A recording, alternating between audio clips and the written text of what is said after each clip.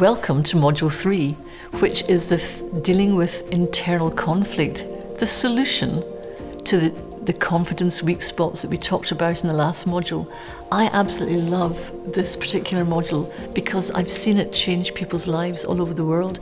And I know that from the first module, when we're looking at what we love about who we be, the second module, our emotional weak spots, these confidence weak spots, and how we feel about things, you could be feeling this is moving into uncomfortable territory. But can I encourage you that having done this all over the world with many people and one-to-ones and in groups, where people are just honest with each other and come out with stuff, which is fantastic. I want to really encourage you that this foundational stuff, which is dealing with the hard bits, actually lays a phenomenal foundation for absolutely springboarding into joyful, authentic confidence in a way that you've never experienced it before. So let's press on with dealing with the internal conflict, because it's just great to actually look at dealing with what I call the internal accuser. You remember we talked about the self-talk, the emotional, the confidence weak spot, it triggers that emotional response. I'm feeling incompetent, and that self-talk can start. I'm feeling, incompetent. Well, of course, everybody thinks I'm incompetent in that field before, and I'm going to try and be really competent, and the temptation is to slip back into the cycle of doing, but we want to stay with that change direction, the cycle of who I be. And so let's deal with this self-talk. Let's look at the talk that comes in when the confidence weak spot is hit by the emotion. And this is a brilliant model, and it's based on medieval cities. And medieval cities are great because if you think of York, there's names on the different gates that entry into the city. So if you look at your workbook again, the first module, you'll see there's you in the middle of your little medieval city, and you'll see there's gaps where the gates are. So what I'd like you to do is to think of a situation, as we talked about in the last module, where something has gone wrong and it's left you feeling less good about yourself. Think of that word, and what I'd like you to do on the outside of the circle is to write those words down. So in my case, I mentioned in the classroom I felt really embarrassed. And for me, for many years, when things went wrong in a social context or at work, I would feel embarrassed. So I've put embarrassed on the outside of my wall. So have a think about it and put your words down. And what I'd like to really encourage you to do is to be honest, because there's something when we name something for what it is, that it loses its power. It completely just goes. And it's a courageous thing to do, and it's not a comfortable thing to do, but the rewards from doing, the benefits of doing this are life-changing, because you'll never fear it again. Once you've named that word, it's out there, it's on your paper, you don't have to fear it. So put the words down on the outside. Now what I'd like you to do is to take, you may just have one or two words, by the way, you don't have to put in a word at every gate. Most people will have one or two words, maximum of 3, that are words that are repeatedly come in their head. It's like a theme. Every time something goes wrong, there's a particular theme, and it could be embarrassment, incompetence, unloved, whatever. I'd like you to go to the next model, and on the inside of the wall, of that gate by the wall, I'd like you to write down what you would rather be feeling. So instead of feeling embarrassed, what would you rather write? And everybody might have a different opposite. For example, for embarrassed, somebody might say proud, somebody might say confident, somebody might say peaceful. So don't worry about what you write on the inside. Put it something for you that is meaningful, and continue round and just write on the inside of that.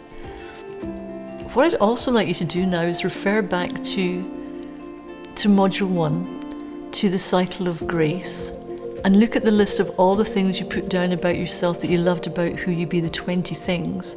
And I'd like you to take 4 or 5 of those words and also add them into the middle of that circle. So you've got not just those words that come up when you're feeling less good, but you're putting other words in. Now I'm going to tell you about the internal accuser and give you an understanding of the mechanism of what happens that sabotages your confidence. What happens in this model is you'll see that something's happened that's triggered the feeling, and this self-chat's popped in your head, this word, I feel embarrassed. And what happens is that as you look at the words that for you or you're feeling, you'll see from the model that this fellow has popped up, this little person's popped up with a megaphone, and you suddenly find the word in your head is getting stronger. Maybe that's so embarrassing. Oh, you're an embarrassment, this is terrible. And the more the word gets in my self-talk and the more I look at it and I think about the word that's in my head and how I'm feeling, the next thing is this little internal accuser has suddenly brought family and friends along and they're all got megaphones and this word is getting louder and louder in my head. Is this not true? I hear you say, I know it, you know it's true because we've all been there. It gets so loud in our heads. And the thing is, at the point where our attention then goes to what's being shouted in our head, that is the point where any confidence we had, poof, it disappears. But not only that and worse, that's the point where our competency goes.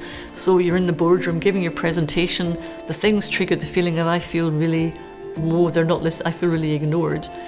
And you start to stumble over your words, you might drop your pen, you might fumble with your notes, you might just think, I just want to go under the table. It doesn't matter what it is, but we then get really under pressure from our response to this thing that's being shouted in our head.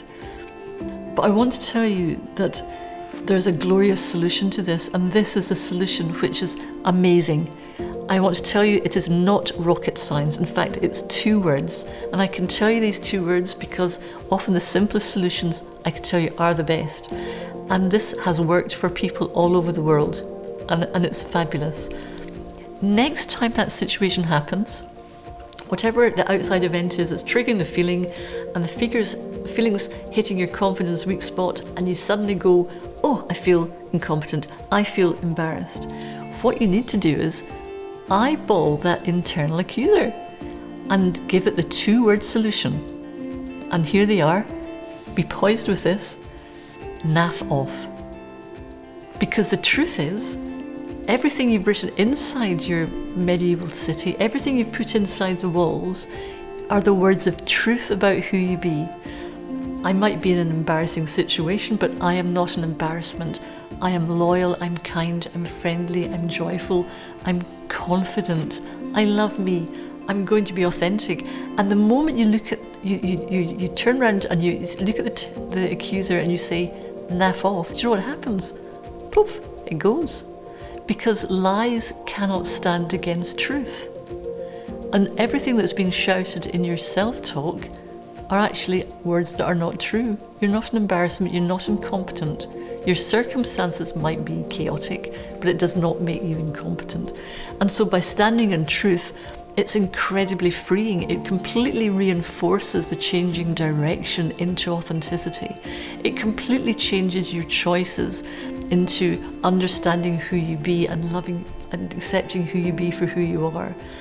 And the great thing about this, it enables you to take the gift of who you be into any situation, because when the stuff is all going wrong, you're just being constant.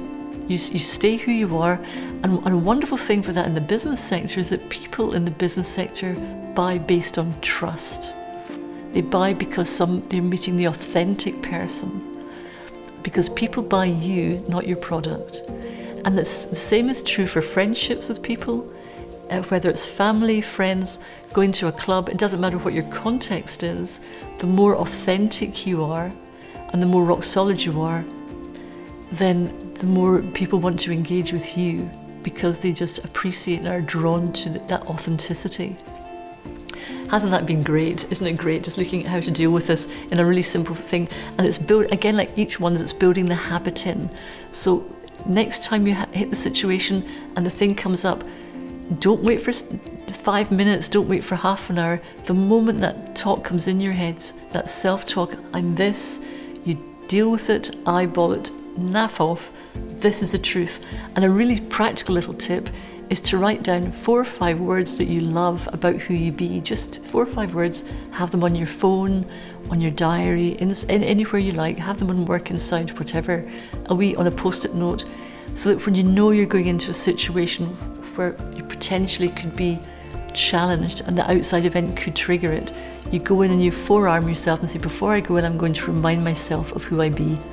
and I'm going to go for it and just stay centered and focused on what I love about me and what I can contribute and give to other people.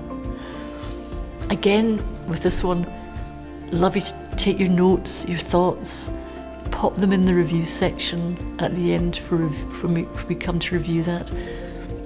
But the most important thing is, don't worry about being uncomfortable about this. Don't worry about being too honest. This is your journey for you to move on and embed this authentic confidence, because we're soon going to be moving on to the stuff that will take you into joy and building on that in ways that are going to be meaningful for you in everyday life and as part of your dreams. Great. See you in the next module.